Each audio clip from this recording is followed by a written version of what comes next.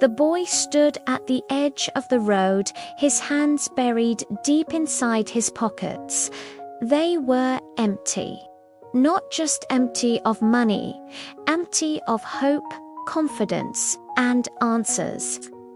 Every morning, he walked past the same shops, bright lights, warm smiles, people buying things without thinking twice. And every morning, he felt smaller. His shoes were worn out. His shirt had been stitched so many times it barely remembered its original color. But the worst thing wasn't what he wore, it was what he carried inside. A hunger, not just for food, but for a chance. His father had once said, "Money doesn't decide your worth," but the boy noticed money decided everything else. Who got respect? Who got heard? Who got opportunities? At school, he sat in the last row. Not because he wanted to, but because he didn't want to be noticed. When teachers asked about future dreams, the classroom filled with confident voices: doctor, engineer, businessman. The boy stayed silent, not because he had no dreams, but because dreams felt expensive. One evening, rain began to fall. Hard, cold, unforgiving. The boy walked home slowly, his pockets still empty, his stomach aching. Near the bus stop, he saw something on the ground. A wallet, old, brown, and heavy. For a moment, his heart raced. This could change everything. Food, new shoes. Maybe even help at home. He opened it. Cash. More money than he had ever held in his life. Then he saw the ID, an old man's photo. Wrinkled face, tired eyes. The boy looked around. No one was watching. His hands trembled. This was his chance. Or so it felt. But then a memory hit him. His father, sitting under a dim bulb, counting coins, saying softly, "We may be poor, but we don't borrow our honor."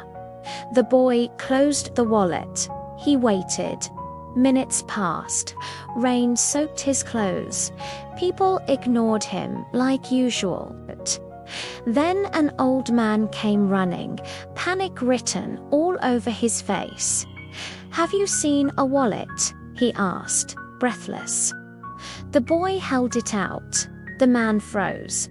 Then his eyes filled with tears. "You have no idea," the man whispered. "That money, it was for my wife's medicine." He pressed a few notes into the boy's hand. The boy shook his head. "I don't want it." The old man looked at him carefully, really looked at him. "You're richer than you think," he said. That night, the boy went to bed hungry, but something was different. His pockets were still empty, but his chest felt full. Days later, the same old man came to his school. He spoke to the principal. The boy was called to the office. Fear hit him first. Poor kids are used to bad news. But this time, it was different. The man had connections, a small scholarship, books, a chance. Years passed. The boy studied harder than anyone else. Not because he was gifted, but because he remembered what empty pockets felt like. He failed, he stumbled, he doubted himself, but he never quit. One day, he stood in a suit he had bought with his own money.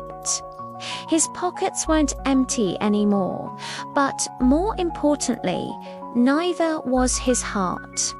When someone once asked him, "What changed your life?" he smiled and said, "Nothing did. I did."